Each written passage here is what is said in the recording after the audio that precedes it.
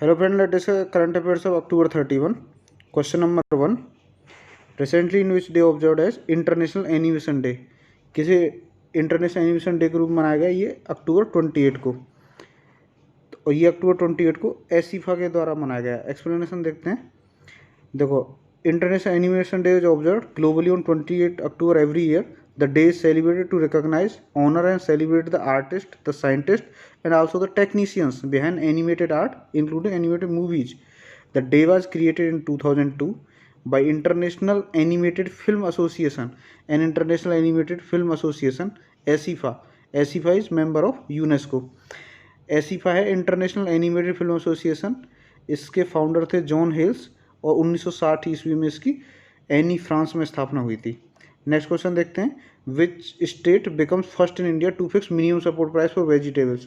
सब्जियों के लिए मिनिमम सपोर्ट प्राइस फिक्स करने वाला भारत का पहला राज्य कौन सा बना? ये बना आपका केरला।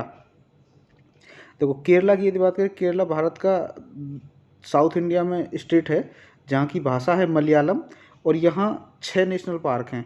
एक है Eravikulam National Park, Silent Valley National Park, Pampadum 16 National Park, Mathikettan 16 National Park, Anamudi 16 National Park और पेरियार नेशनल पार्क।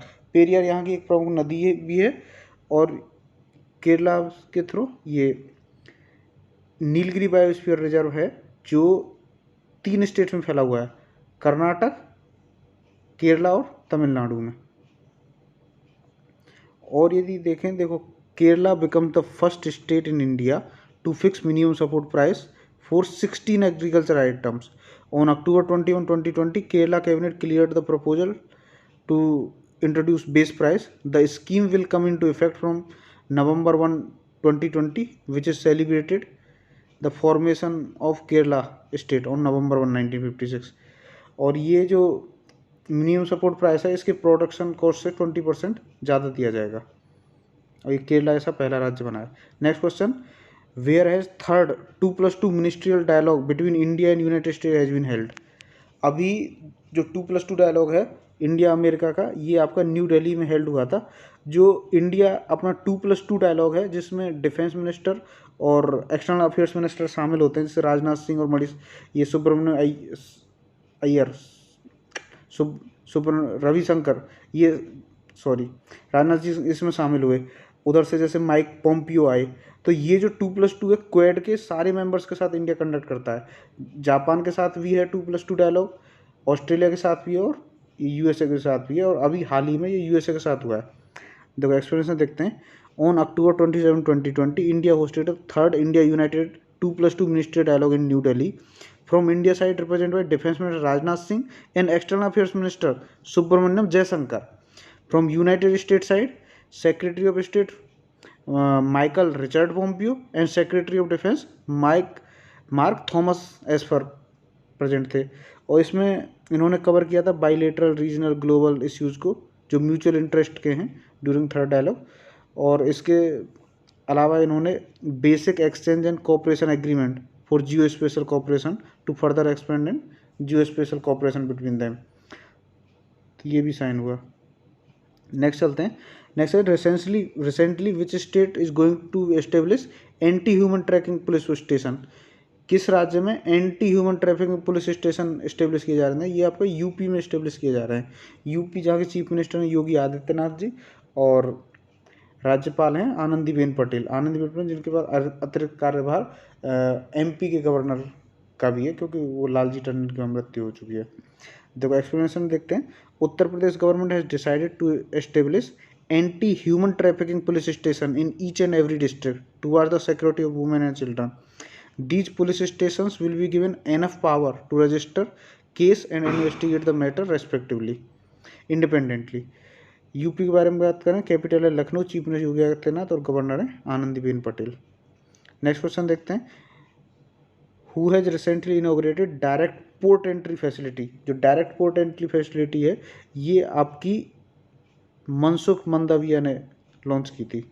एक्सप्लेन देखते हैं। देखो, on 27 October 2020, Minister of State for Shipping Mansukh Mandaviya has inaugurated the direct port entry facility View Chidambarpur Trust in Tamil Nadu. This will help increasing ease of doing business for the exporters, as the facility will bring efficiency and reduce the dwell time and lower traffic cost.